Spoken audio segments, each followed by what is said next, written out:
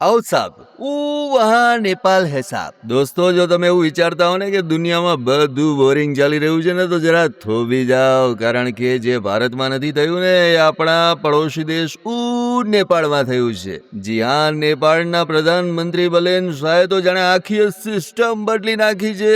કદાચ એવું બોલ્યા હશે, સિસ્ટમ ફાડ દેંગે, સિસ્ટમ ફાડ દેંગે। નવા નિયમો શું આવ્યા ખબર છે? સાંભળો। પહેલો ધડાકો શું કર્યો ખબર છે? હવે સોમથી શુક્રવાર 8 કલાક કામ નહીં કરવાનું, 12 કલાક કામ કરવાનું। હવે તમને એમ થતો હશે કે ભાઈ આ તો યાર અત્યાચાર કહેવાય, પણ એવું શું કામ કર્યું ખબર છે? જેથી શનિ રવિ બધા જલસાથી રજાની મજા માણી શકે। એટલે કે હવે સપ્તાહમાં 5 જ દિવસ કામ કરવાનું, પણ હા 8 કલાક નહીં 12 કલાક હો। જેથી શનિ રવિની રજાની મોજ, પેટ્રોલ ડીઝલ પણ બચે।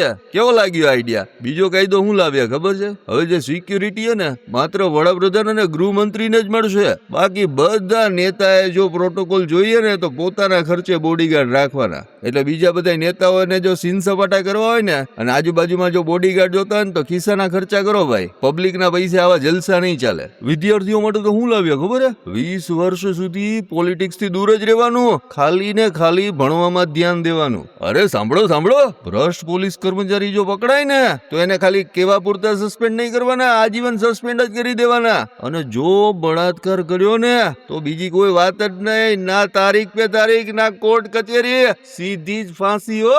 અને હવે નેપાળમાં સરકારી કામ ખબર છે કેવી રીતે થશે? બધું જ ઓનલાઈન થશે, અને એ પણ માત્ર 12 કલાકમાં જ પૂરું હો। ફાઇલોમાં ધૂળ નહીં થાય કે ઉદય નહીં દેખાય। તમને એમ થતું હશે કે ભાઈ આ બધા નિયમો તો ઠીક છે, વીઆઈપી કલ્ચરનું શું? અરે વીઆઈપી કલ્ચરનો અંત, મંદિરમાં લાઈનમાં ઉભું રહેવાનું ભાઈ, બધા માટે લાઈન સરખી। હોસ્પિટલમાં 20% જે બેડ હોય ને એ ગરીબો માટે અનામત, અને સરકારી કચેરીમાં ભાઈ કોઈ નેતાના ફોટા નહીં જોવા મળે, માત્ર ને માત્ર નેપાળ દેશનો ઝંડો દેખાશે। કેમ બાકી કેવો લાગ્યો આ નેપાળનો નવો નરેશ? નેપાળના જે નવા નરેશ છે ને એનું નામ છે બલેન શાહ। કદાચ તેના આવા ડિસિઝન જોઈને તમે એમ કહેશો કે ભાઈ આને તો બાહુબલી નામ આપી દેવું જોઈએ, કેમ કે નેપાળ આખું બદલી જ નાખ્યું છે। ત્યારે તમને શું લાગે છે? કમેન્ટ કરીને જણાવો।